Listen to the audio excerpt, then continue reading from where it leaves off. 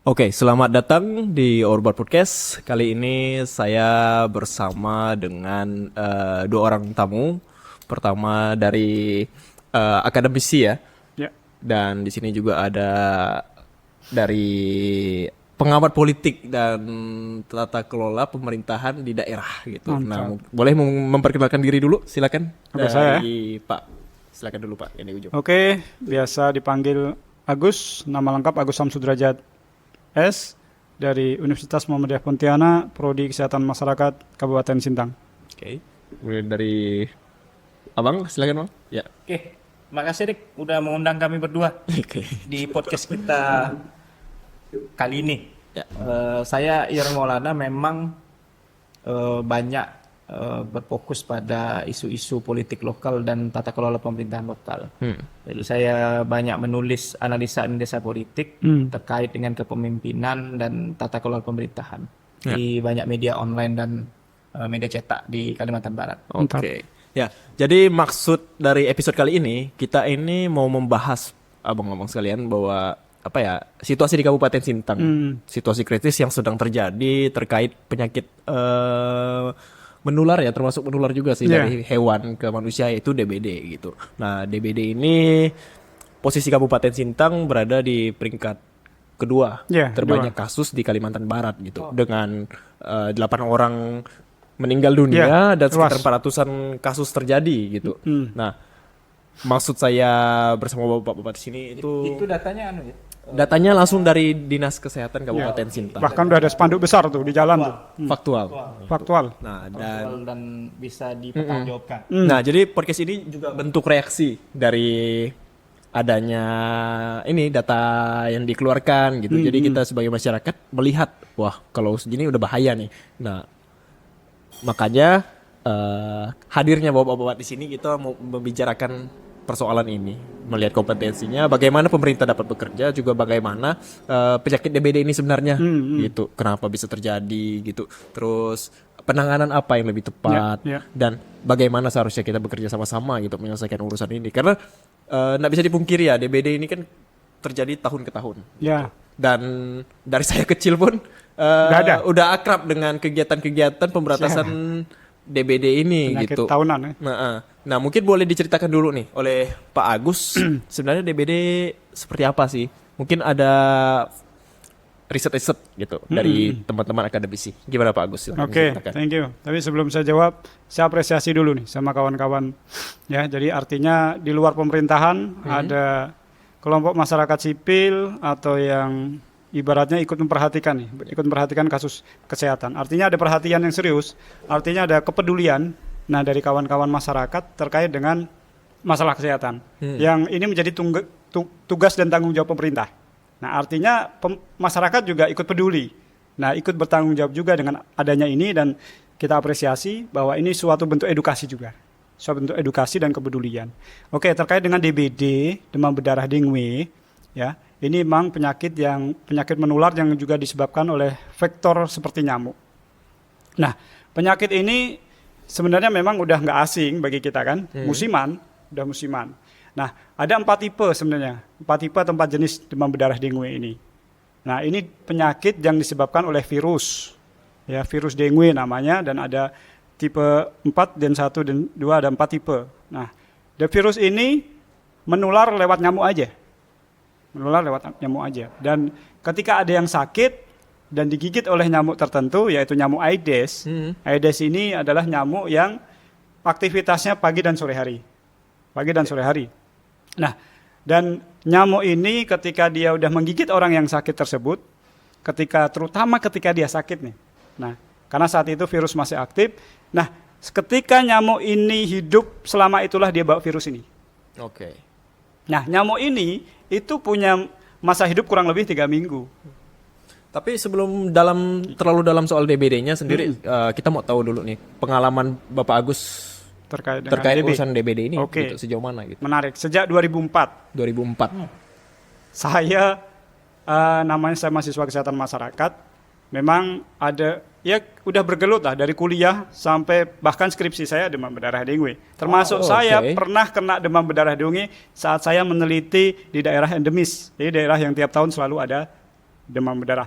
Saat itu juga saya positif, yang awalnya diperiksa dokter dikira tipes oleh teman-teman dokter di sana. Cuman saya pernah merasakan tipes bukan seperti ini, sehingga saya memastikan tolong cek saya dengan dengue, karena seminggu ini saya sedang penelitian demam berdarah. Dengue. Gejalanya nggak beda jauh ya, tipis dengan Mirip-mirip, DBD. iya, karena dia demam, lemas, semacam itu. Nah, kalau dari gejala tanpa adanya tes uji lab, maka teman-teman medis saya yakin banyak yang keliru pengalaman sejauh ini.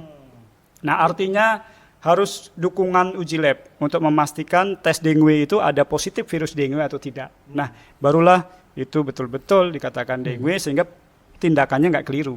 Kalau Pak Agus sendiri sampai hari ini concernnya apa? Iya, sejauh ini. Pekerjaannya terkait ini berhubungan nggak sih sebenarnya? Oke, mulai sejauh ini ya, sampai detik ini memang yang saya pelajari itu demam berdarah, termasuk penyakit menular demam berdarah. Bahkan saya mempelajari mulai dari kalau koleksi nyamuk dari Sabang sampai Merauke, saya pernah lah belajar di situ. Artinya, iya, ada tempat di mana di situ Salatiga namanya, di situ Badan Penelitian Pengembangan Vektor dan Reservoir namanya. Vektor itu dari nyamuk dari Sabang sampai Merauke ada di situ. Di tempat itu pula berbagai jenis obat nyamuk. Nah, itu diuji di situ sehingga mereka tahu mana yang obat nyamuk yang efektif atau enggak. Nah, sehingga ya kita pernah belajar di sana intinya. Kita pernah belajar di sana cukup lama, termasuk mengenali tipe-tipe nyamuk, karakteristik nyamuk. Jadi nyamuk ini membawa penyakit apa, bagaimana menanggulangi dan mencegahnya. Jadi sampai sejauh itu, dan nah barulah sampai sekarang masih di bidang yang sama saya konsenkan. Intinya mencetak teman-teman SKM, nah untuk yaitu tadi mencegah, tugas kita mencegah penyakit. Nah kalau medis mengobati, nah kita mencegah dan menanggulangi supaya tidak terlalu parah dan mencegahnya. Oke. Tapi sebelum masuk ke Bang Ireng dulu, tapi mau lihat dulu. Menurut Pak Agus sebagai akademisi ya, situasi di Kabupaten Sintang hari ini bagaimana, Pak? Nah, ini memang ya cukup membuat saya ini ya tergelitik gitu. Tergelitik itu artinya ketika tahu ternyata yang tewas sudah 8. Nah, barulah saya utik-utik data lagi. Artinya tanya ke sana sini, betulkah berapa sih pasiennya? Ternyata pasiennya cukup tinggi. Ternyata rumah sakit saat itu udah mulai kewalahan kan sampai nambah bed.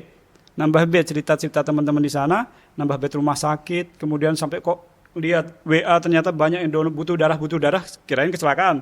Ternyata darah untuk pasien demam berdarah. Nah, artinya ini sudah cukup serius, apalagi udah 8. Karena dianggap kejadian luar biasa secara kebijakan maupun teori ketika kejadian itu meningkat 2 kali atau lebih. Nah, artinya dengan sebelum-sebelumnya ini lebih dari 2 kali. Dari yang meninggal atau dari kasusnya? Baik kasus yang sakit maupun yang meninggal. Teori kejadian luar biasa itu seperti itu. Kalau cuman yang sakit 2, kemudian jadi 4, yang meninggal pun 1 jadi 2, itu udah luar biasa sebenarnya. Secara teori dan kebijakan. Nah, tapi kalau siap-siap, terima kasih. Kalau sentuh soal kebijakan sedikit nih, mungkin Bang Ireng boleh kasih tanggapan melihat situasi hari ini. Pengamat politik. Bang Ireng pertama melihat Sintang hari ini dengan DBD-nya sudah sejauh mana, Pak? Oke, ini podcastnya namanya Orba ya? Orba. Oh ya, kita Orba baru.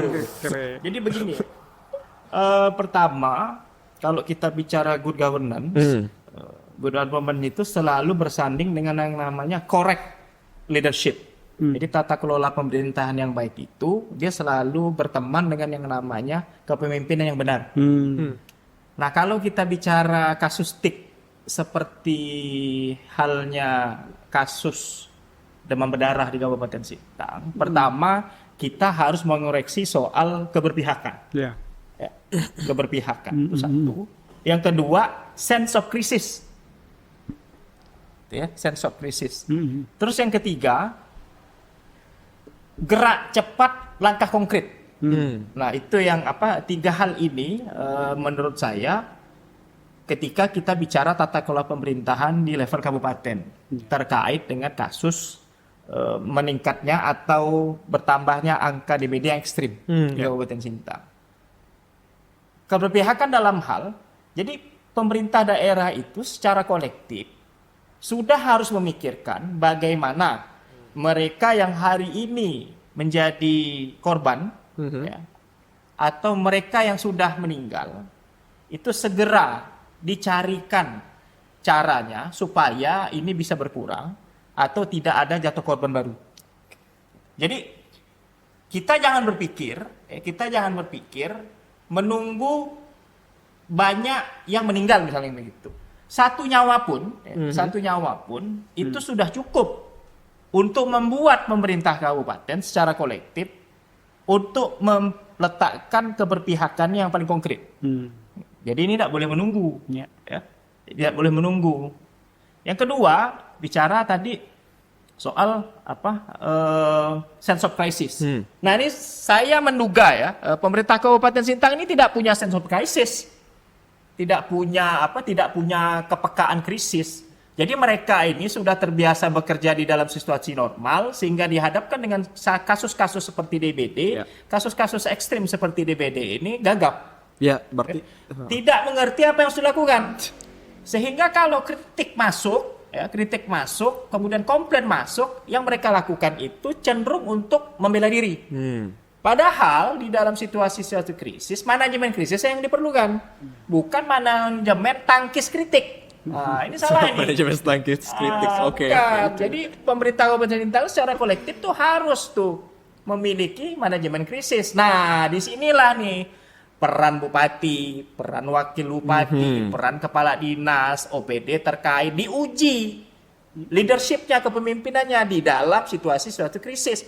Kalau cuman menjadi pemimpin atau memegang fungsi otoritas di dalam keadaan normal itu biasa, sesuatu yang biasa. Itu semua orang bisa. Nah sekarang diuji nih, ada kasus DBD. Masalah. 400-an kasus, ya betul ya? 400-an kasus, kemudian ada 8 orang meninggal.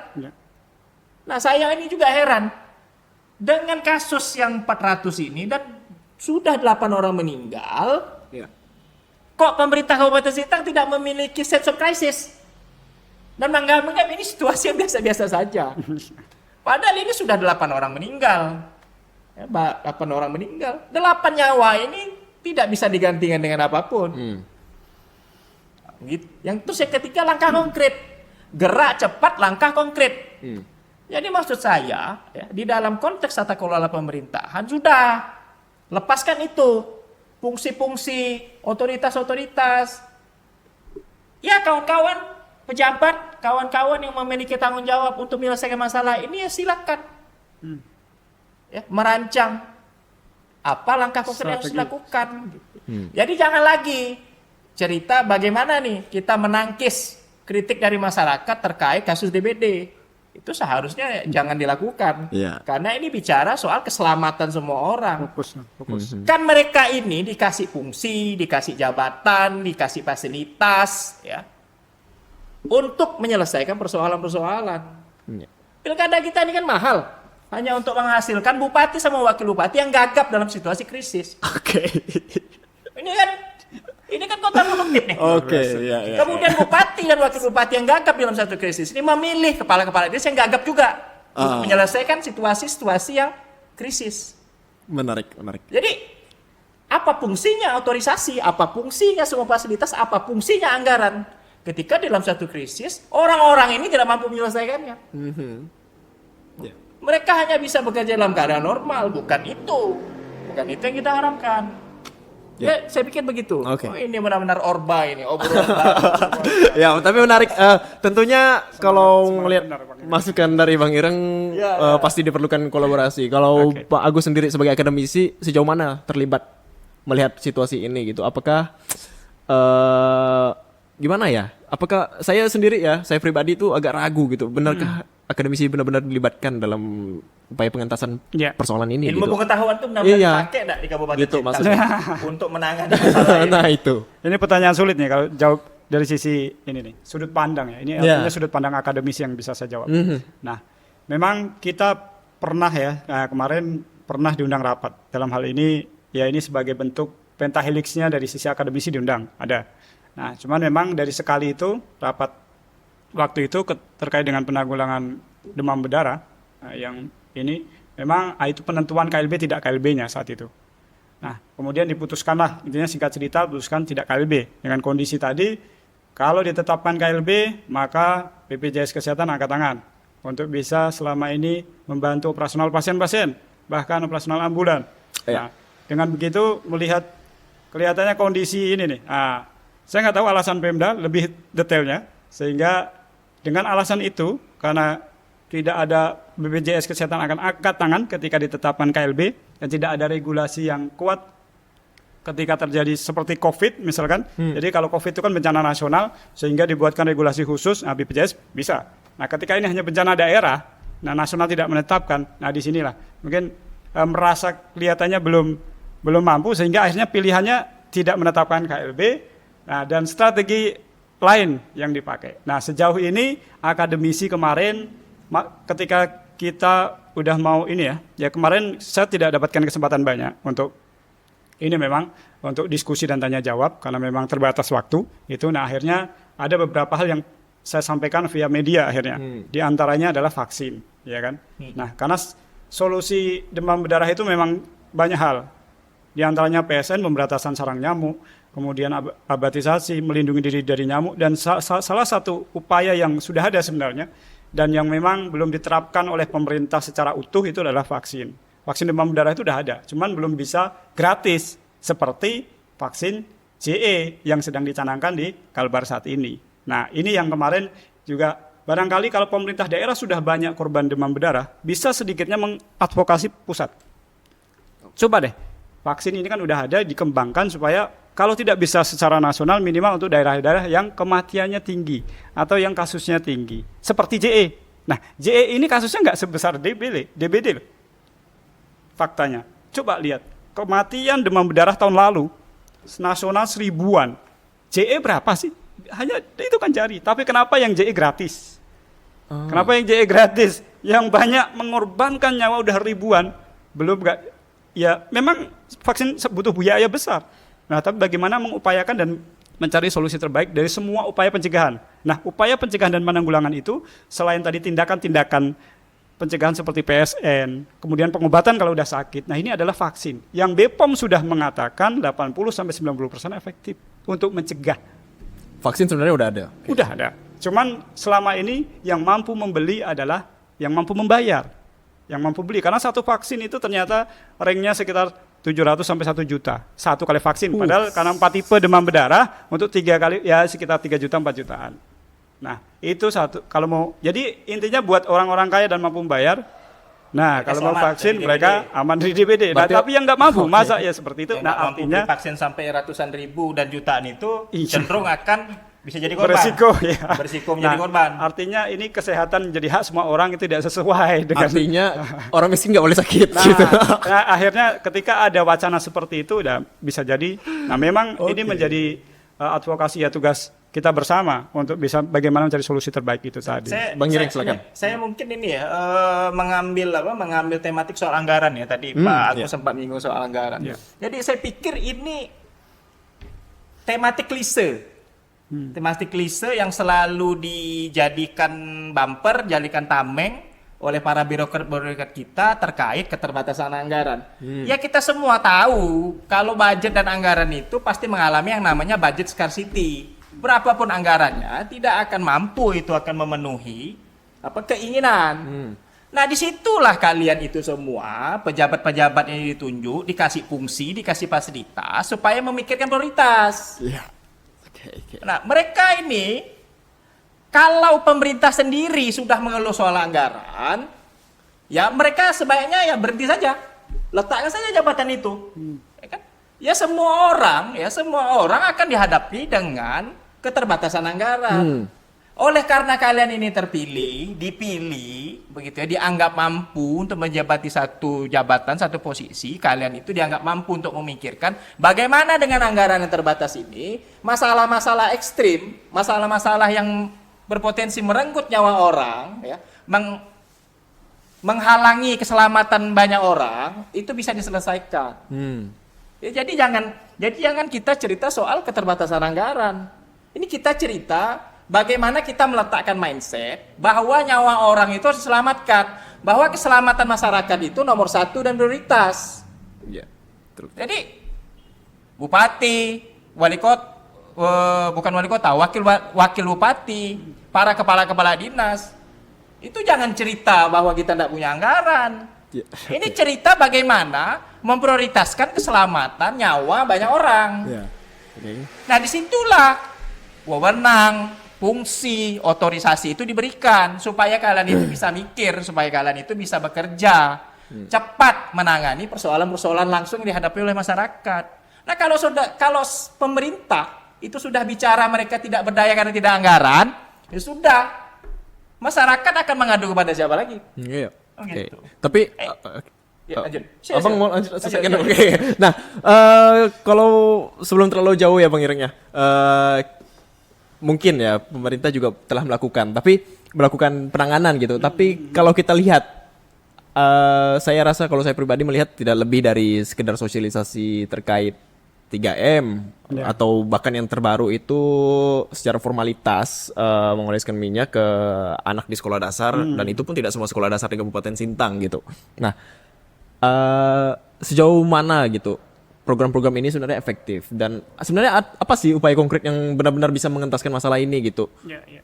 Saya tahu kan di beberapa tempat bahkan ada rukun tetangga RT RW sendiri yang secara inisiatif melakukan fogging gitu kan kita takut akan juga terjadi malpraktek gitu. Kan ada ormas ya yang juga ikut.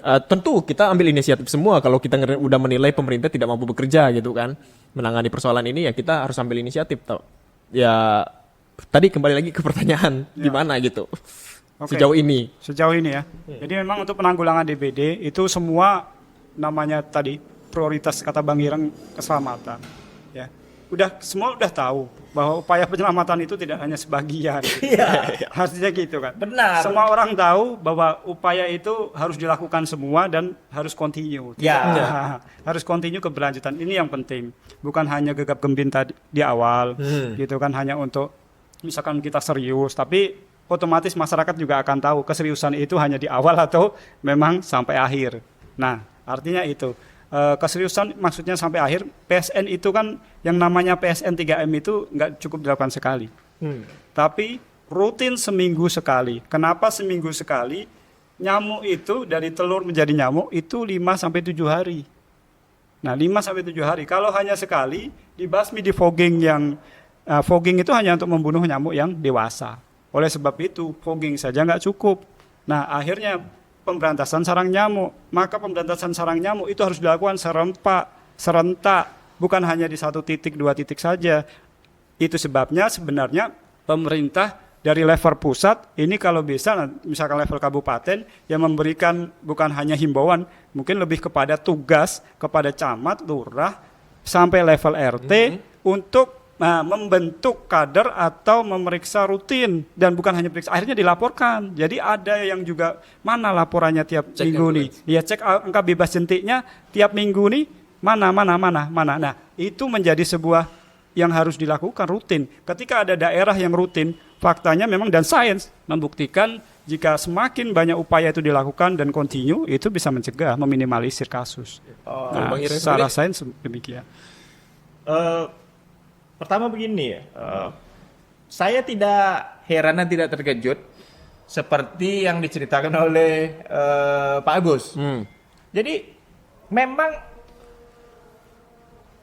pemerintah Kabupaten Sintang ini kalau kita perhatikan tidak siap dalam banyak aspek dalam situasi krisis ini. Jadi mereka ini tidak pernah mau belajar bahwa situasi ini berulang. ya. Nah kalau situasi ini berulang, berarti kan yang kita kencangkan itu adalah early warning system. Ya. Saya juga nggak paham nih, apakah orang-orang di Dinkes itu ngerti dengan maksud saya dengan early warning system ini gitu ya. Tapi nggak apa-apa diceritakan saja Bang. Mungkin mereka harus buka Google dulu lah, Google Translate early warning system itu apa.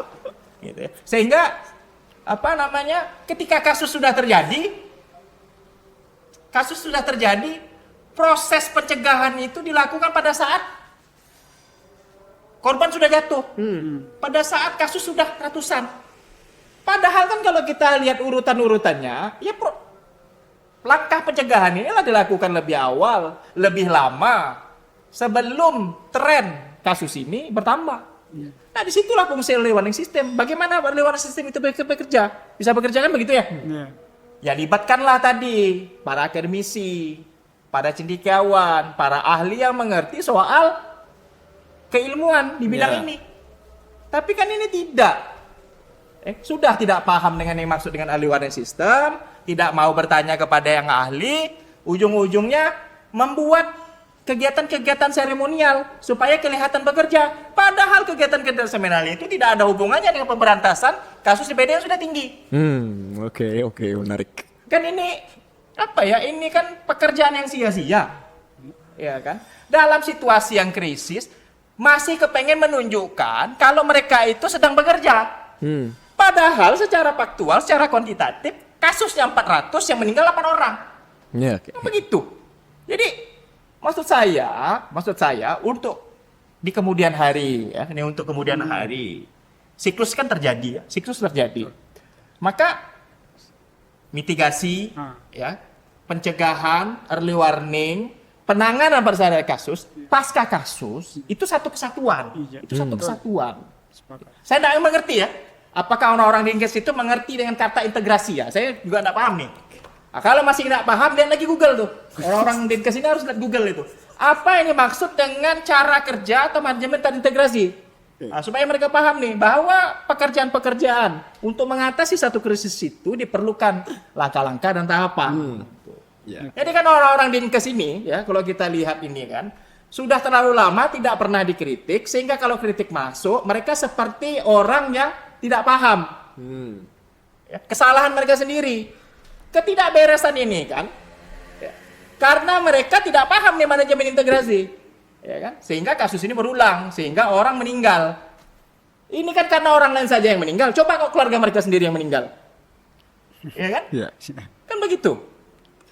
Ini kan tidak boleh dibiarkan. Jadi kalau kita menjadi pejabat publik, kalau kita mendapatkan fungsi dan posisi tertentu, bekerjalah secara benar. Lihat apa yang menjadi kebutuhan dan suasana kebatinan masyarakat. Jangan kita selalu menghindarkan diri, kemudian mencari cara begitu, supaya tidak mau disalahkan. Ini kan kita bukan sedang menyalahkan Dinkes, tapi kan kita ingin membuka pikiran dan mengetuk hati orang-orang di Dinkes bahwa yang mereka lakukan hari ini itu kurang tepat. Ya kan? Bahwa ini kurang tepat. Betul. Ya kalau kalian tidak paham ya tanya sama ahlinya. Kalau ini kurang ahli, tanya lagi kepada yang lebih ahli. Ini kan memang orang-orang di Dinkes ini kan terlalu mengeksklusifkan diri. Ya kan, merasa superior, lebih tinggi daripada yang lain. Sehingga kalau orang kepengen berhubungan dengan mereka, kepengen berkomunikasi dengan mereka, itu tertolak. Oke. Ini kan tidak benar dalam aspek pelayanan kepada publik. Ya.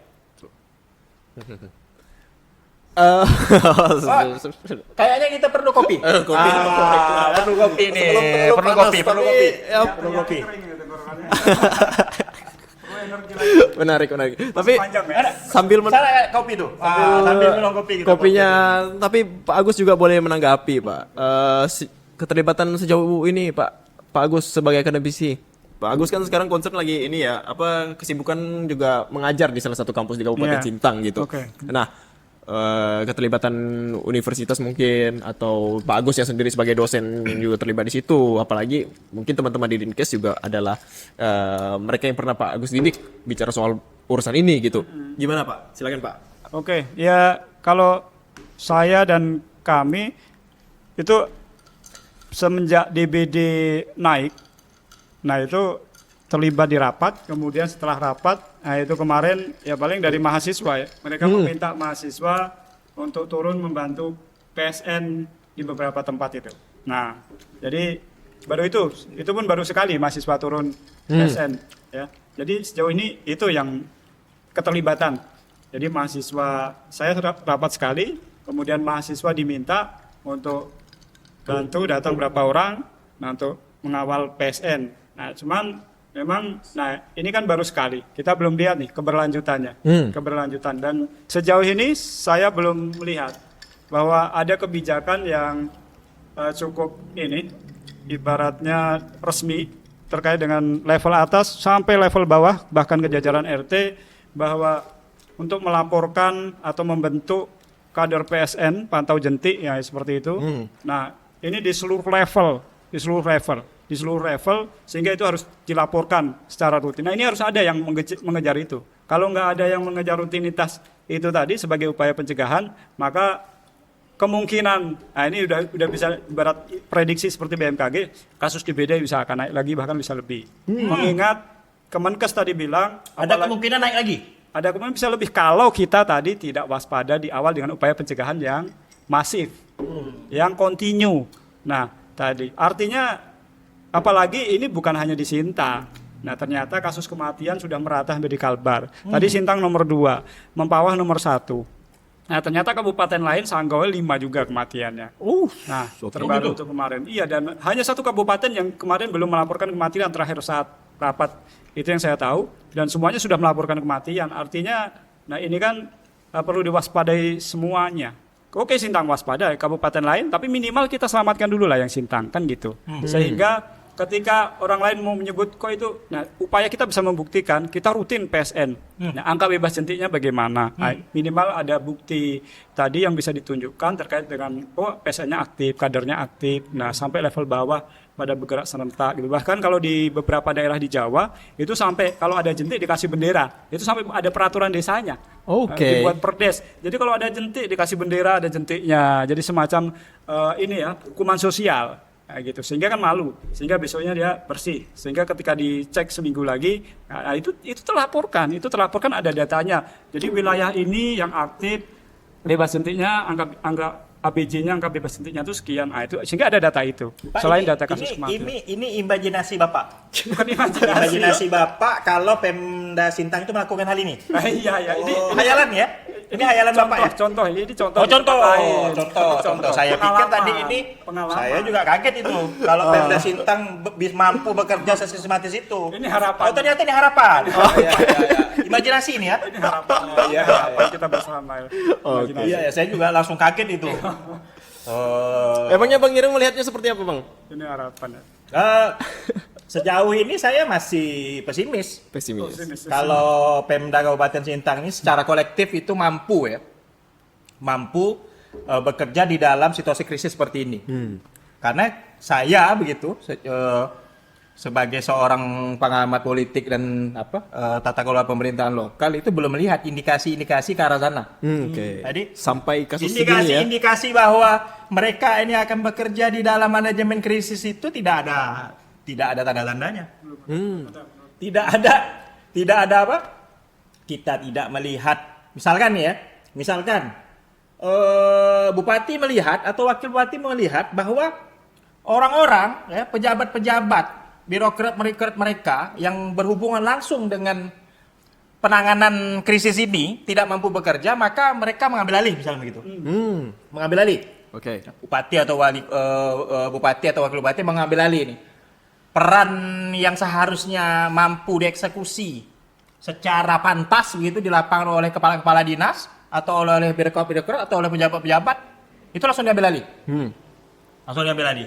Nah, begitu diambil alih kemudian dibuat satu rute begitu penyelesaian kasus ini secara tuntas.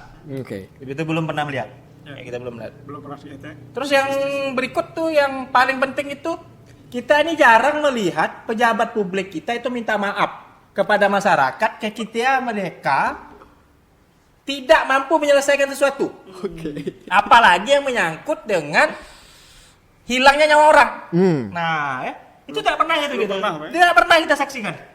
Ini orang 8, ini sudah 8 yang meninggal, tapi tidak ada satu kata pun ya ucapan maaf ya, baik itu dari pejabat atau itu dari pimpinan daerah menyatakan mohon maaf kepada masyarakat Sintang, kali ini kami gagal.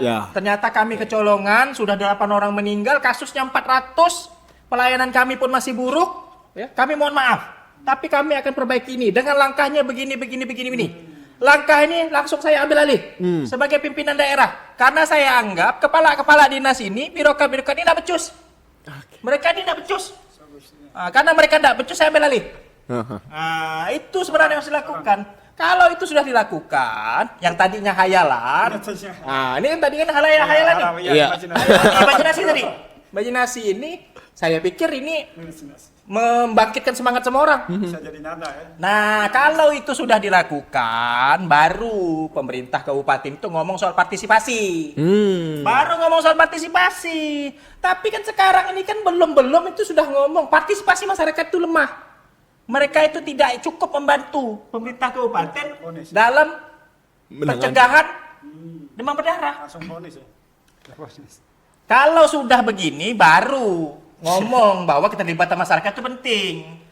Tetapi kalau mereka disodorkan nih mana rute, mana perencanaan kalian yang konkret begitu untuk menangani krisis ini. Kalau kalian nggak punya, jangan ngomong soal partisipasi masyarakat yang rendah. Partisipasi masyarakat rendah itu hanya bisa demobilisasi kalau kerja kalian itu sudah beres di depan. Begitu dia rumusnya. Jangan dibalik. Jangan dibalik. Saya ingat kemarin teman-teman Forstar sempat melayangkan surat protes gitu. Nah, memang betul seperti yang Bang Ireng katakan, memang ya cara menanggapi surat protes di masyarakat ini kayak meletakkan pemahaman yang salah gitu.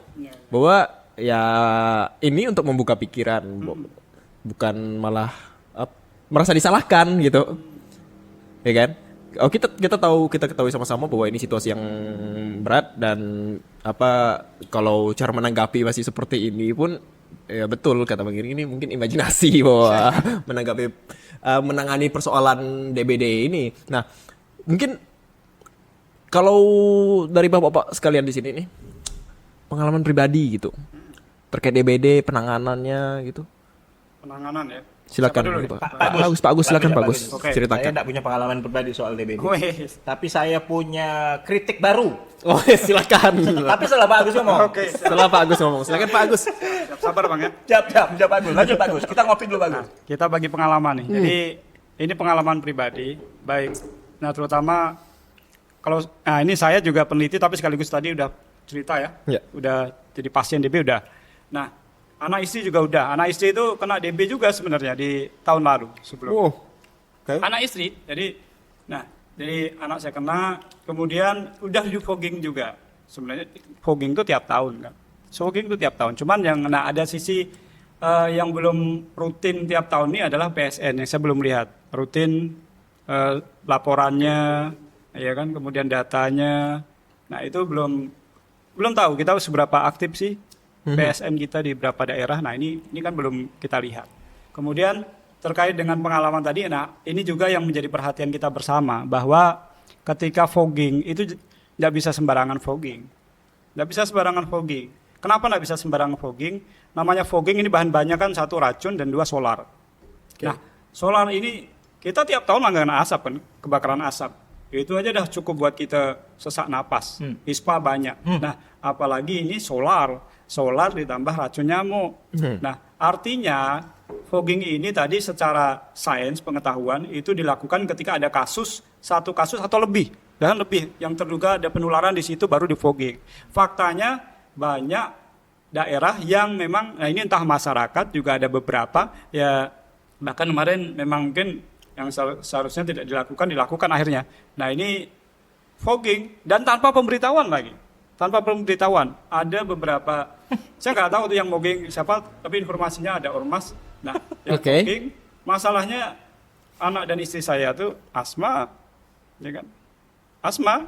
Nah, kemudian fogging, kemudian ketika mau pergi, anak istri saya tak ada kendaraan, saya tak di rumah, gitu kan? Hanya ngabari.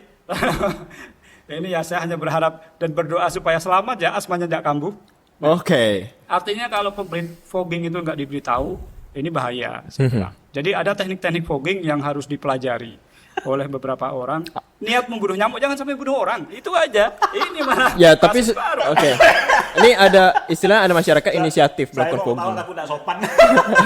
Masyarakat mengambil inisiatif untuk melakukan fogging ya. Tapi apakah pemerintah juga setelah selain mensosialisasikan terkait 3M tadi, mensosialisasikan juga bahwa untuk masyarakat yang ini melakukan inisiatif detailnya ini? Saya kurang paham untuk betul. Apakah sudah dilakukan belum oleh ini pemerintah. Tapi kan kita terkait percaya dengan ada standarnya edukasi. kan Pak bahwa iya. melakukan fogging tuh. Ada, harus jelas ada. Nah, tinggal prakteknya kita kan nggak tahu prakteknya nih. Nah, tapi fakta yang ada, nah ada yang seperti itu. Sehingga ini termasuk pengalaman pribadi. Sehingga tapi saya udah laporkan nih juga ke pemerintah bahwa ada kasus nih kalau fogging, tolonglah diberitahu. Bahkan beritahu itu nggak bisa mendadak karena dia racun. Waktu itu ngasih taunya ke tembok Dinkes. Ke tembok. ke orangnya. Tembok ke orang Dinkes. Saya pikir ke tembok Dinkes. Ke kawan-kawan. Ya kalau ke tembok Dinkes ya pasti tidak ada respon, Pak. Jadi, nah ini artinya supaya ke depan tidak terulang lagi karena resikonya Ya. yang bukan hanya membunuh orang tadi kalau keliru dengan teknik fogging, tapi nyamuk ini jadi kebal. Oh, oke. Bukannya malah makin dibunuh.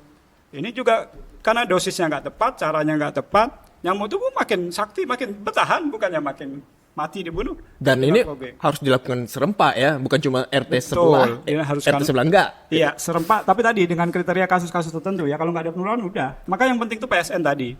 Ya, oke. PSN. Oke. Ini ada satu hal yang menarik, Pak.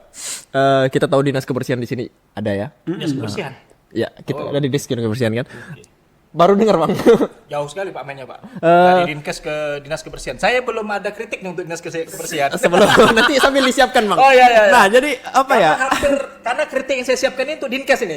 Dibagi nanti. Oh, ya. iya, siap. Jadi dinas kebersihan juga sebenarnya punya peran di sini terkait penanganan nyamuk ya, mengingat TPS di Kabupaten Sintang kita tahu semua itu mulai TPS. dikurangi, Oke. di mana masyarakat juga harus berlangganan ke Tenang dinas. Dinkes, bukan Dinkes. Tenang Dinas Kebersihan, saya tidak punya kritik untuk Anda. Oh.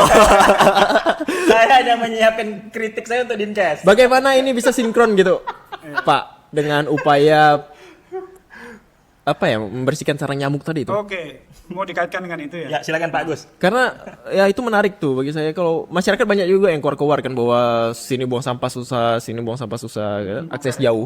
Nah, ini bisa menjadi ini ya, peluang. Sebenarnya bukan pasti peluang untuk menjadi sarang nyamuk. Karena ketika sampah tadi menumpuk Pasti di menumpuk. rumah, nah kan akhirnya karena untuk buang gitu tadi yang dekatnya ada, nunggu banyak sekalian kan baru dibuang ke TPS yang ada yang udah ini terbatas itu. Nah, ketika ini tadi menjadi sarang nyamuk, nah itu kan jadi potensi vektor penular DB. Karena nyamuk DB ini, Aedes ini nggak cukup banyak air. Air sedikit aja ketika dia tidak bersentuhan dengan tanah langsung itu potensi dari Sarang nyamuk. tempat Oh, oke. nyamuk bertelur di situ sehingga 5-7 hari lagi netas lagi ya jadi nyamuk seperti itu terus. Nah, jadi potensi sampah ini ya harus dijaga bersama baik masyarakat maupun pemerintah.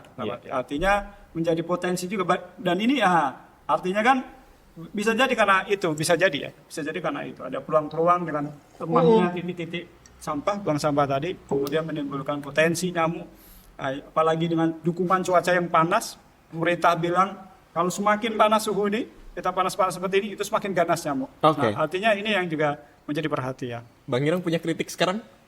Silakan, Bang. Enggak, begini. Tadi kalau kita lihat ya inisiatif-inisiatif yang dilakukan oleh beberapa pihak dalam hal fogging, ya kan. Kenapa ada kecemasan-kecemasan kita gitu ya di dalam pelibatan beberapa pihak untuk niatnya mungkin baik begitu, niatnya mungkin baik karena mungkin tidak dibekali dengan pengetahuan yang cukup ya dalam ikut serta untuk melawan DBD ini, maka muncul kecemasan-kecemasan yang diceritakan oleh Pak Agus.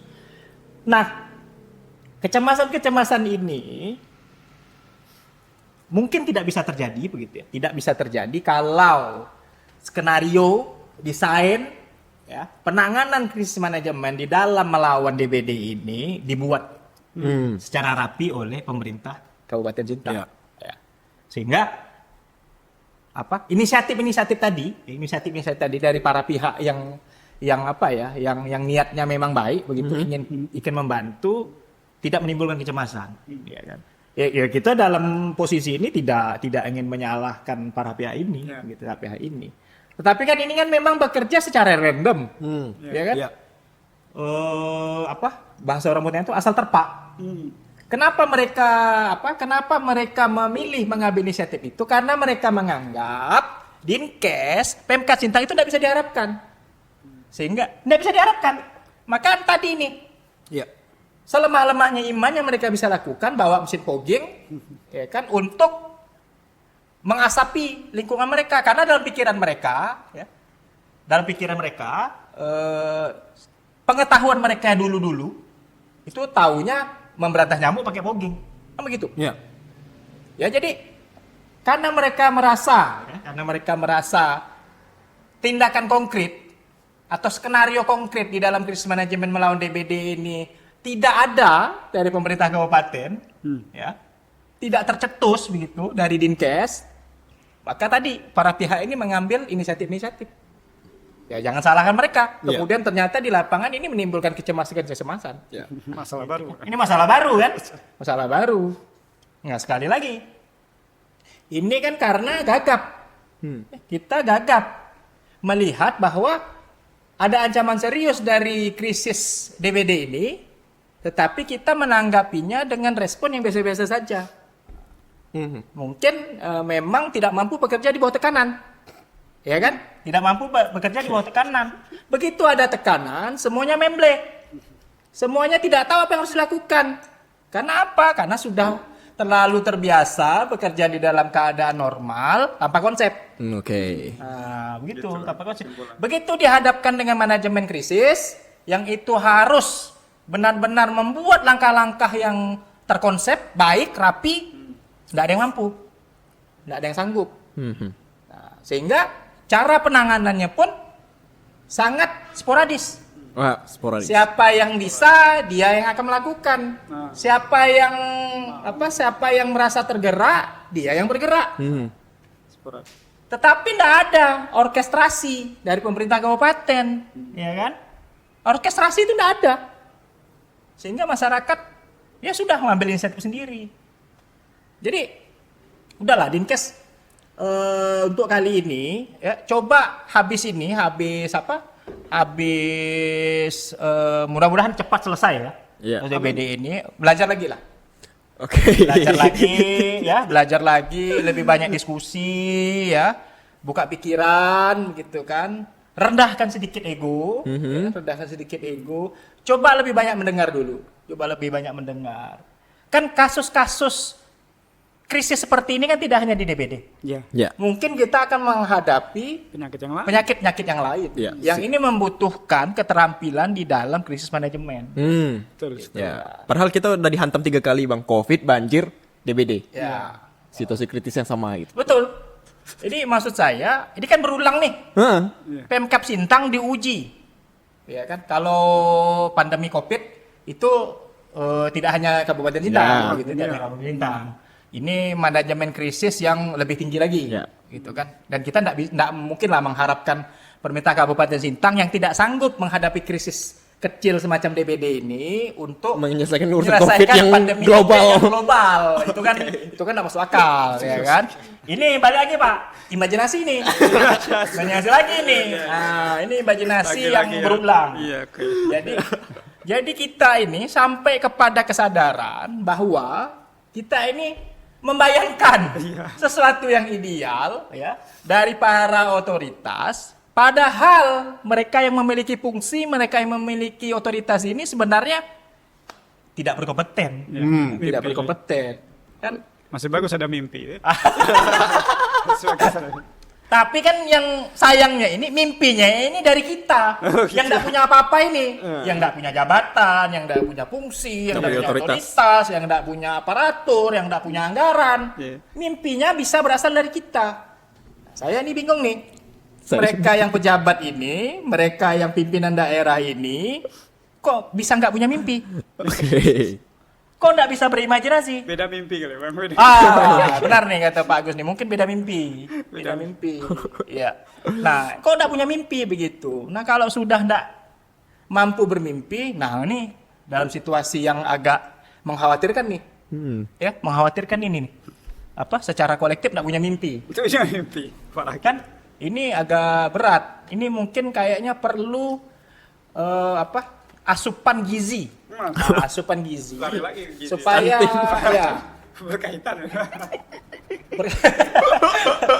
Saya tidak mau se ekstrim itu, walaupun memang stunting di Kabupaten Sintang Tinggi. juga tinggi ya. Ya, perlu diteliti lagi, Mas. Betul Pak ya? Iya. Juga tinggi, tapi saya tidak mau membawa ke arah sana lah. Tapi enggak apa-apa, nanti di podcast berikutnya kita undang lagi Pak Agus, kita bicarakan soal Kita tidak stunting. mau bawa ke sana. Kita cukup sekarang menagih komitmen, ya, menagih komitmen pemerintah Kabupaten Sintang secara kolektif, ya, untuk lebih memperhatikan krisis manajemen melawan DBD. Oke. Ya, karena ini sudah menyangkut keselamatan masyarakat Sintang, nyawa orang. Gitu ya. Jadi 8 orang itu, kehilangan nyawa 8 orang itu bukan hal yang remeh. Ya, betul. Kalau kita bawa ke dalam perspektif kemanusiaan, Iya. ya, humanity, ya, kehilangan nyawa satu orang itu sama dengan kehilangan satu dunia. Iya. Masa depan. Sekarang kita kehilangan 8 orang warga Sintang, kita hadapi dengan hanya seremonial mengusapkan minyak anti nyamuk kepada anak-anak SD. Oke. Ini pencapaian yang luar biasa yang harus kita apresiasi ya. 8 orang meninggal dihadapi dengan mengoleskan minyak ke anak-anak sekolah. Oke. Ya, ini benar-benar out of the box. Ini out of the box ini. Pikiran canggih yang tidak bisa dipikirkan oleh siapapun kecuali oleh pejabat Sintang. Ini luar biasa, Pak. Ini luar biasa ini. Luar biasa. Melawan kasus melawan 400 kasus DBD, 8 orang meninggal, pejabatnya secara seremonial begitu ke hanya 2 SD ya. Ya. Betul ya? Betul. Saya baca. Ke hanya 2 SD kelihatannya tuh di dalam berita kita tidak tahu. Iya. Kalau mereka dalam waktu 1 hari itu dengan pintu ajaib Doraemon bisa menempuh semua SD yang ada di Kabupaten Sintang. Itu kita tidak ngerti juga tuh. Oke. Itu tidak bisa dikaji tuh. Tidak bisa dikaji. Tanggapannya Pak Agus, silakan Pak Agus. Itu luar biasa, Pak. Saya tidak tahu minyak yang dioleskan itu kalau bisa bertahan selama 3 bulan. Jadi semua anak SD yang diolesi minyak oleh para pejabat itu mampu terhindar dari gigitan nyamuk selama 3 bulan. Ya, ya. Itu pasti mahal tuh minyak. Mahal tuh minyak dan pasti tidak pakai APBD. Yakin deh. Tidak pakai APBD. Tidak mungkin, Pak. Tidak mungkin APBD mampu membeli minyak yang mampu menghindarkan anak-anak dari gigitan nyamuk selama 3 bulan. Tidak mungkin. Pasti ada yang nyumbang. Atas kepentingan siapa tuh, Bang? Enggak, maksudnya kan enggak mampu tuh APBD Karena keterbatasan Iya, anggaran tadi. kan enggak mampu tadi. Kan pejabatnya udah ngomong. Anggaran enggak ada. Ya kan bukan ada anggaran. Anggaran kita tidak mampu. Ya kan anggaran kita tidak mampu. Ya. Tapi ya, pasti itu minyak itu berasal dari orang lain. Karena begitu berkualitasnya. Ya. Sehingga semua anak SD dioleskan minyak itu 3 bulan tidak tersentuh nyamuk. Itu luar biasa, Pak. Oke, tapi kita tidak perlu cari tahu dulu siapa yang menyumbangnya. Silakan Pak Agus untuk menanggapi. Oke. Ya, jadi ini nanggapi yang minyak nih ya. Minyak. Bebas, Ya, bebas. Bebas, Pak. Terkait dengan gerakan minyak. Nah, ini memang Gerakan minyak. Ini luar biasa, Pak. Ada di Indonesia Nasional itu gerakan perubahan iklim. gitu ya. Gerakan minyak. Hanya Kabupaten Sintang lah yang mampu menciptakan gerakan oles minyak. Ini harus dapat award. Oke, jadi terkait dengan gerakan minyak, ini katanya inovasi luar biasa kayaknya, berarti harus diapresiasi dong. Oke, jadi terkait ini memang menjadi salah satu ya. Sebenarnya gerakan minyak ini hanya salah satu upaya pencegahan. Nah tadi, jadi kalau kita mau berpikir secara konkret lengkapnya, ya berarti belum lengkap kalau hanya itu aja. Ya. Dan nggak cukup itu aja. Dan saya yakin, saya nggak tahu ya, apakah dengan oles minyak itu anak-anak dikasih minyak berapa lama? Gitu. Berapa banyak saya nggak tahu apakah satu anak itu nanti dikasih botol minyak atau enggak. Nah artinya memang ini mungkin ajakan kepada masyarakat bahwa untuk melindungi diri dari nyamuk ya pakai minyak itulah gitu. Entah minyak bisa mencegah nyamuk. Tapi saya rasa semua orang tahu, Pak. Nah iya betul. Nah itulah semua orang tahu. Jadi sebenarnya itu tadi saya bilang penanggulangan demam berdarah ya memang apalagi tulisan minyaknya udah jelas untuk menggigit nyamuk gitu kan. Nah, sekarang kita nggak tahu apakah masyarakat melakukan itu terus. Satu kan itu kita nggak tahu. Kemudian masyarakat mampu membeli minyak itu seberapa lama dan seberapa banyak.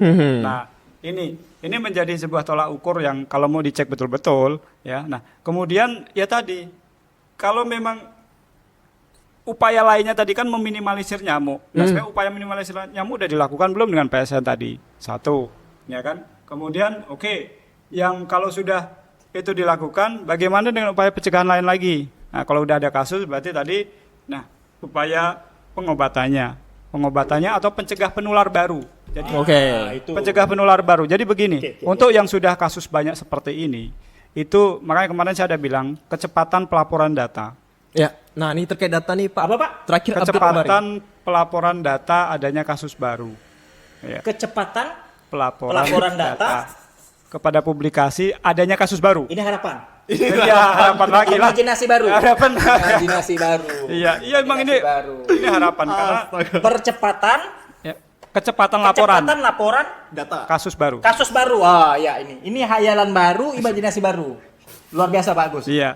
Jadi sebenarnya ini berlaku untuk semua kasus, terutama kasus penyakit menular yang sangat cepat. Nah, DBD kan sangat cepat. Ya. Apa yang bisa sangat cepat? Karena dia dari masuknya virus ke tubuh kita dari nyamuk itu sampai menimbulkan gejala itu hanya hitungan hari. Hanya hitungan hari. Hitungan hari Pak ya. Ketika 5 sampai 7 hari juga itu. Nah, jadi ketika hitungan hari itu dia gejala, nah saat gejala ini artinya kan virus kurang lebih udah seminggu nih masuk. Nah, saat itulah sebenarnya masa-masa penularan aktif virus aktif yang siap dihisap oleh nyamuk. Nah, ketika ada nyamuk, udah nyamuknya. Ketika kita oles, nah nyamuknya ini kan berarti nyamuknya udah bawa virus nih. Kita oleskan dan otomatis kan sebelumnya nggak tahu kalau dia DB. Nah, sebelumnya kan nggak tahu kalau dia DB. Justru dengan maksudnya ada kecepatan pelaporan data ini, itu langsung jadi dari lab biasanya kan taunya ini uji lab. Nah, uji lab ini yang melaporkan ke puskesmas atau dinkes, kemudian dengan kecepatan data ini lalu lapor ke RT supaya RT waspada bahwa warga kita ada yang positif atau dia selama ini berada aktivitas di mana. Nah, sehingga yang kontak dia ini juga perlu waspada ketika ada gejala yang mirip atau mengarah ke sana untuk tes. Ini untuk meminimalisir penularan baru dari sumber penular yang ada. Nah, ketika ini tidak bisa dilakukan, maka sumber penular selalu semakin banyak dan semakin tersebar. Saya khawatirnya. Jadi ingat. Bukan. Saya khawatirnya apa yang dibicarakan oleh Pak Agus tadi barusan, orang-orang di Dinkes ini tidak ada paham. Pak Agus kayaknya harus menggunakan kalimat-kalimat yang sederhana Pak, supaya Bang Irin mungkin bisa memastikan. saya khawatirnya tadi yang penjelasan cantik dari Pak Agus soal kecepatan pelaporan data ini dimaknai berbeda oleh Dinkes. Saya takutnya mereka tidak paham nih apa yang diceritakan oleh Pak Agus. Saya takutnya itu Pak. Mungkin harus gelincirkan lagi, kayak aku saya gelincirkan lagi.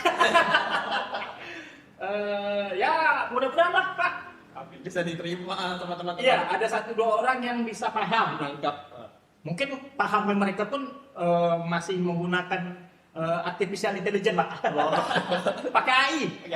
Iya, dia harus ikut transkripnya dulu, dibaca satu-satu. Oh, ini rasa Pak Agus. Pak, maksud saya, Bapak menjelaskan itu jangan terlalu canggih Pak. Jangan terlalu canggih.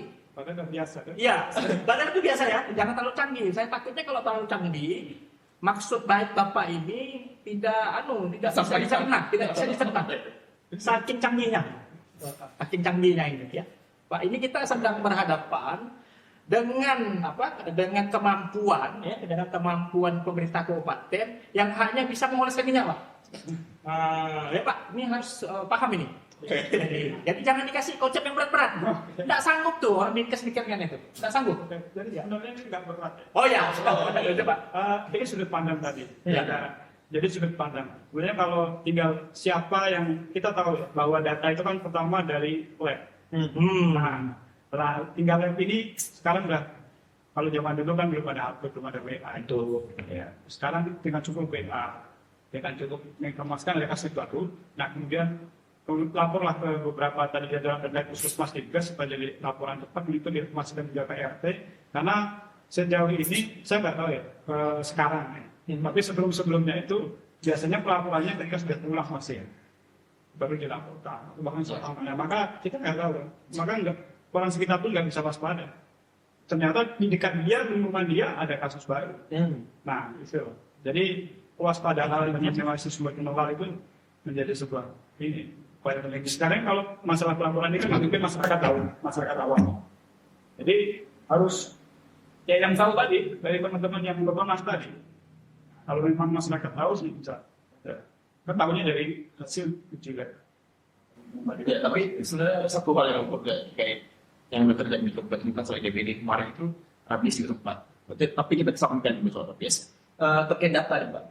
Kecepatan data. Ya. Betul nggak tahu ini kalau imajinasi bahwa terakhir yang kita dapatkan data yang terkait 8.000 meninggal dunia dan 400 kasus itu sampai hari ini belum ada update keluarga Soal pelaporan data, saya pikir ini salah satu titik yang krusial juga di dalam manajemen krisis melawan DPD ya. Karena memang governance itu ditopang oleh 3 hal. Pertama itu transparansi, 2 itu akuntabilitas, 3 itu partisipasi. Nah, keterbukaan soal data ini seharusnya bukan menjadi atensi yang menakutkan bagi pemerintah Kabupaten Sintang dalam hal ini. Karena memang memberitahukan situasi yang sebenarnya secara faktual kepada publik itu tanggung jawab yang dimiliki oleh pemerintah Kabupaten Sintang sebagai bentuk transparansi dan akuntabilitas. Jadi di dalam situasi krisis kita memang harus menunjukkan sikap yang terbuka dan bertanggung jawab terhadap situasi yang sedang kita hadapi. Dengan harapan tadi seperti Pak Gus bilang, muncul kesadaran politik dari masyarakat, ya, walaupun itu dengan atau tanpa intervensi pemerintah, mereka itu berpartisipasi menghimpun diri mereka sendiri begitu untuk paling tidak mencegah ya, terjadinya penyebaran kasus DPD di keluarga mereka sendiri. Nah, saya pikir tidak perlu merasa alergi gitu dengan membuka data di dalam situasi sulit seperti ini. Malahan ini menjadi hal yang penting yang harus dilakukan. Nah, sayangnya sampai hari ini memang data 400 kasus ya tadi ya kalau tidak salah ya, kemudian dengan 8 orang meninggal itu kan data kemarin. Kemarin itu maksudnya mungkin sudah 2 minggu yang lalu ya, atau 3 minggu yang lalu. Nah, per hari ini kan sebenarnya kita belum mendengar nih, update terbaru ya dari Dinkes atau otoritas manapun yang ada di Pemda menjelaskan duduk situasi hari ini di dalam menangani kasus DPD. Nah, saya pikir membuka diri begitu ya, membuka diri itu sekarang bukan lagi hal yang luar biasa gitu untuk pemerintah daerah gitu ya. Saya pikir dengan dengan adanya teknologi informasi, kemudian dengan channel-channel komunikasi yang sudah serba mudah diakses, ya. Melalui itu semua sebenarnya pemerintah Kabupaten Sintang dapat membuka akses informasi kepada publik. Ya. Jangan maksud saya itu bersikap inklusif ya, rendahkan ego begitu. Walau bagaimanapun dalam satu krisis kerjasama kolektif itu diperlukan. Kerjasama kolektif itu diperlukan. Jadi pemerintah kalau sudah meletakkan satu rute penanganan itu di dalam manajemen krisis melawan DPD ini, maka di situ akan membangkitkan sikap partisipasi dari masyarakat. Asalkan terbuka dan bertanggung jawab, begitu. Nah, ini sebenarnya kita tagih dan tadi. Jadi pemerintah kabupaten itu jangan sampai salah. Sudah tugas mereka begitu menerima mandat ini, kemudian untuk menyelesaikannya. Kita sebagai publik begitu memang mereminder, mewanti-wanti, karena ini menyangkut keselamatan banyak orang, keselamatan seluruh masyarakat yang ada di Sintang. Ini kan ukurannya kan nyawa. Nyawa ini kan sesuatu yang paling berharga. Dan ini memang menjadi tanggung jawab pemerintah tinggi untuk menjaga keselamatan semua orang. karena ada faktor humanity itu, kemanusiaan inilah, maka kekuasaan itu dikasih legitimasi. Nah, gitu ya. Bupati, wakil bupati, kemudian para pejabat, birokrat itu dikasih legitimasi. Supaya apa? Supaya mereka secara bertanggung jawab mampu menjalankan fungsi itu, menyelesaikan persoalan-persoalan yang dihadapi oleh masyarakat. Jadi jangan lagi bersikap superior, eksklusif, sehingga di dalam masa-masa kritis berjarak dengan masyarakat. Jangan sampai berjarak. Dalam situasi krisis itu malahan kita harus saling mendekatkan diri supaya muncul tuh kerjasama kolektif. Ya kan, berbagi peran. Tapi berbagi peran ini harus didahului oleh mereka yang memiliki otoritas, ya, supaya penanganan di level inisiatif oleh masyarakat itu berada di dalam satu strategi yang lengkap.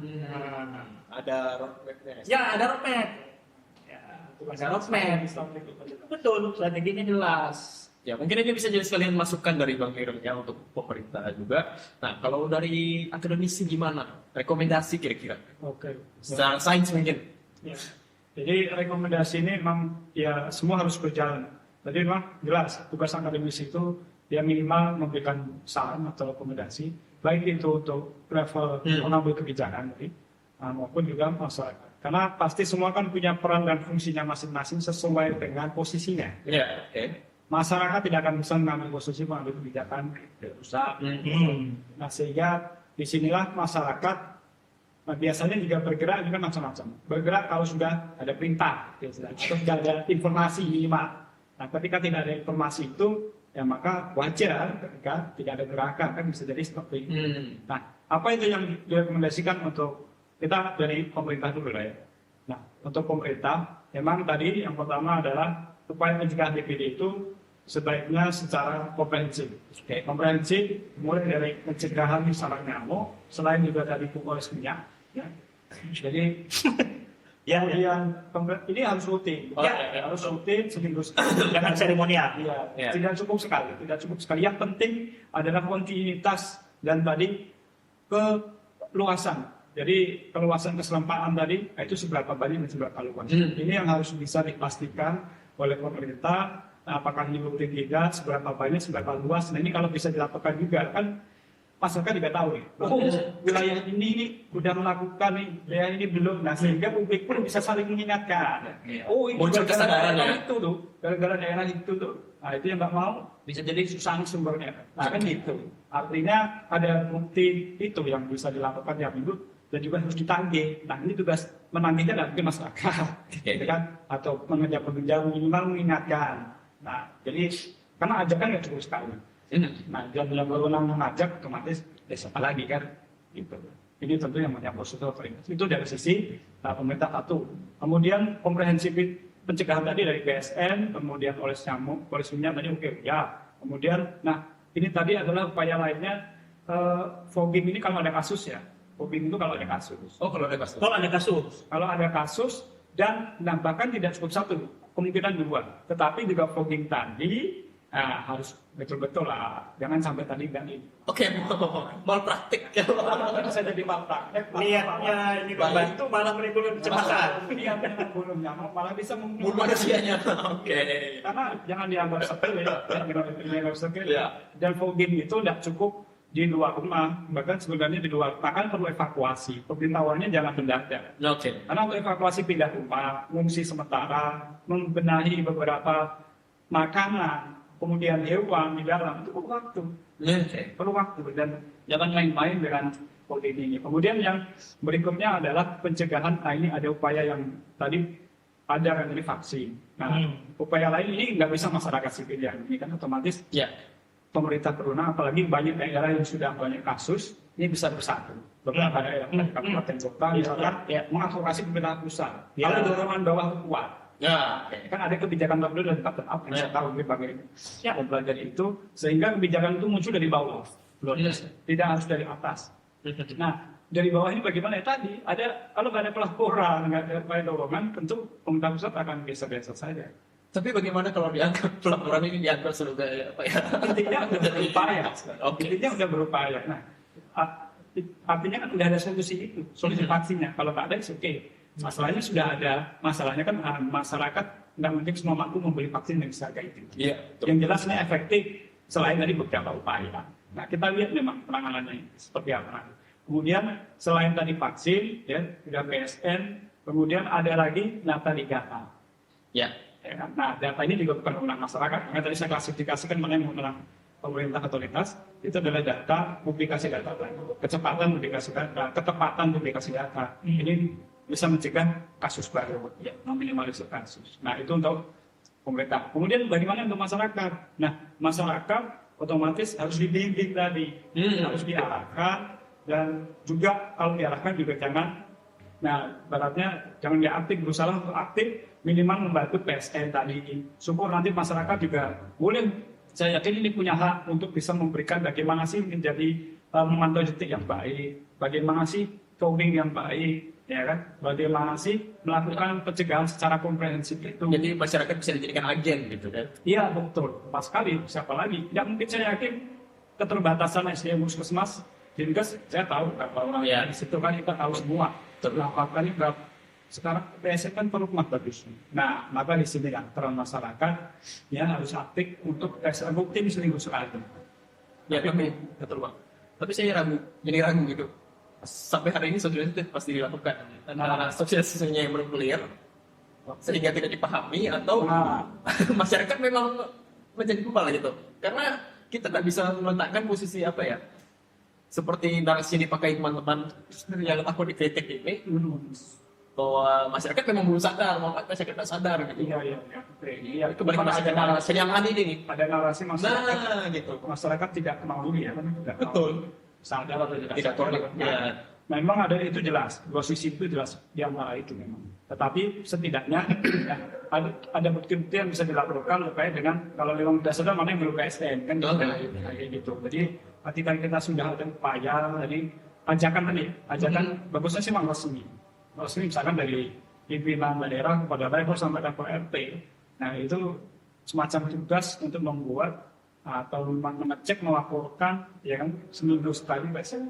Dan itu pun membutuhkan roadmap yang seperti Itu kan bisa kita juga ya, panjang itu panjang. Iya. Apalagi sampai mengeluarkan peraturan di level bawah, itu kan juga butuh keseriusan semua pihak.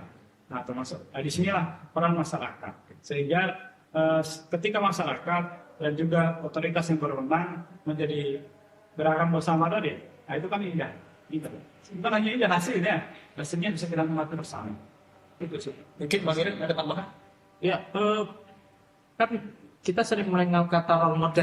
Iya, model. Role model itu kan dalam bahasa sederhana kita artikan tauladan.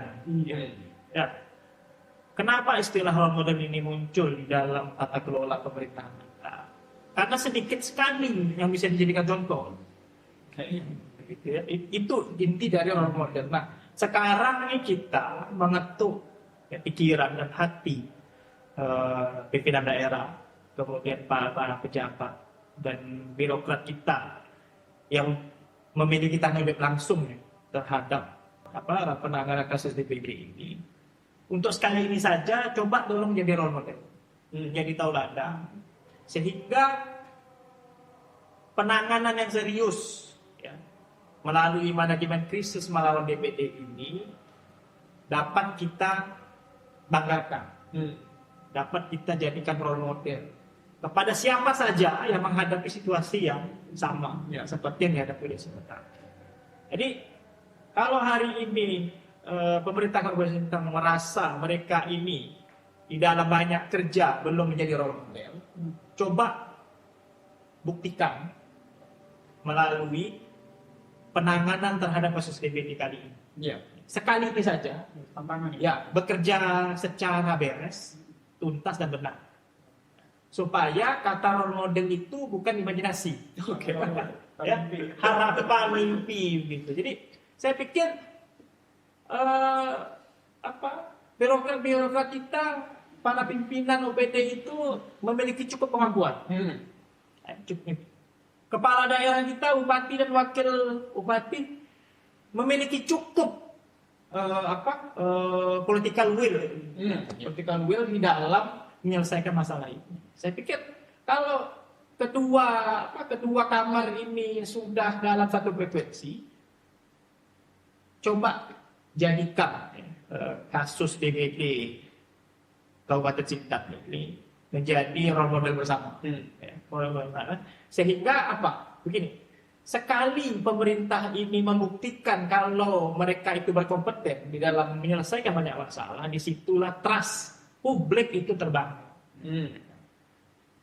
Trust publik ini kan rendah, karena kita hanya melihat 1-2 kejadian yang itu susah sekali kita melihat keseriusan, keberpihakan dan komitmen pemerintah daerah untuk menyelesaikannya.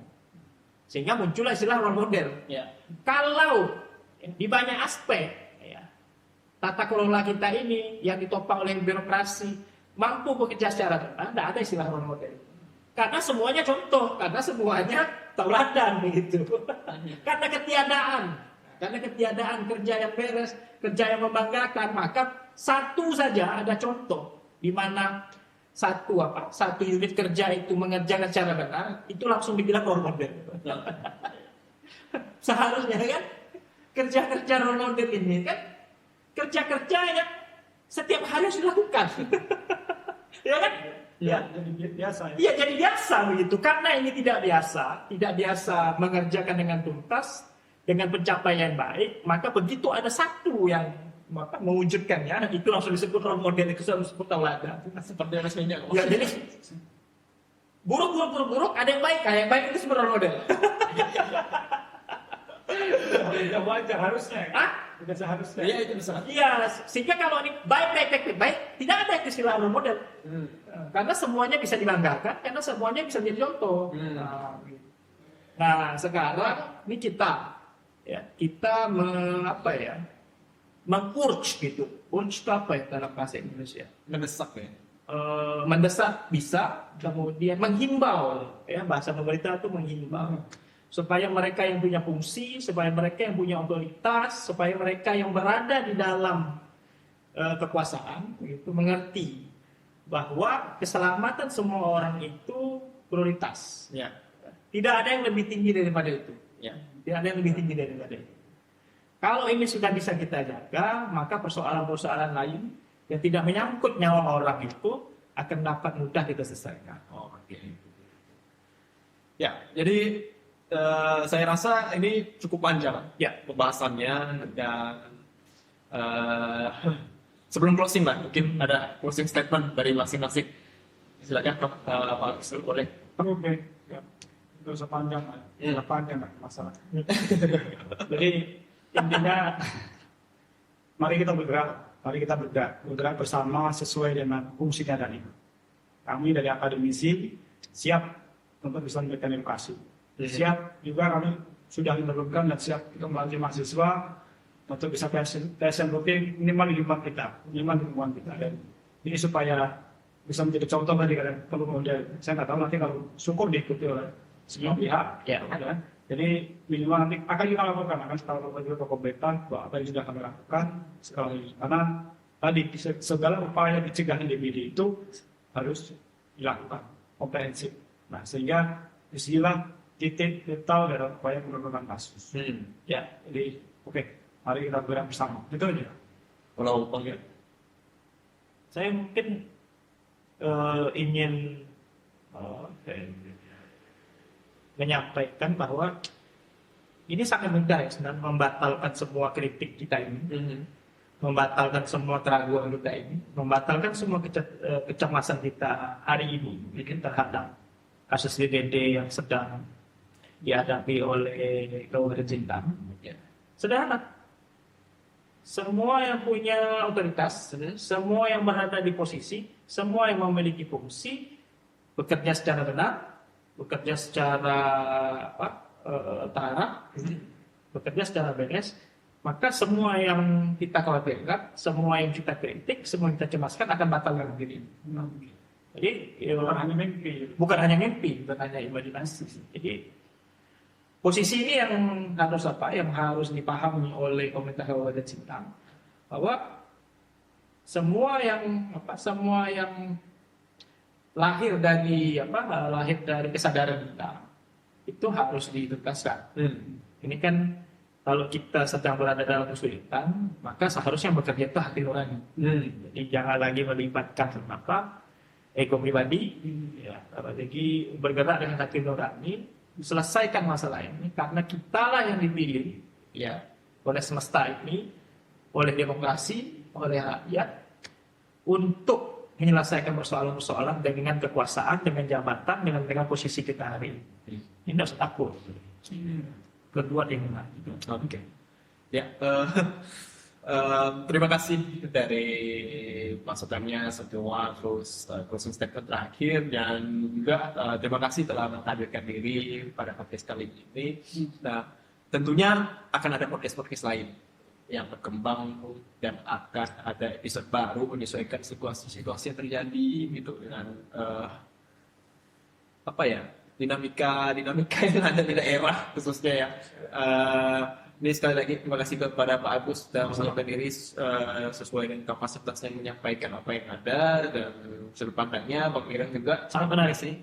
Dan perspektif Pak Agus juga. Ya, tentunya kami juga akan menerima masukan dari teman-teman semua yang akan meninggalkan komentar ataupun ada pikiran-pikiran lain yang Mas. Dan kita sangat perlukan itu. Atau saran untuk podcast berikutnya. Iya, saran untuk podcast berikutnya juga bisa. Nah, saya tutup aja. Terima kasih semuanya. Perlu disampaikan, Orba ini sebenarnya podcast publik. Ya, Jadi kalau ada para pihak yang punya interest untuk membahas satu isu atau satu tema, podcast ini bisa dipakai. Ya, Orba ini podcast publik sebenarnya. Ya. Nanti kontaknya akan ditulis di dalam deskripsi ya, nanti teman-teman bagi yang siapapun yang silakan. Tidak bagus pada saja. Nah, oke, terima kasih semuanya. Sampai jumpa di Orba Podcast selanjutnya. Oke, terima kasih. Thank you.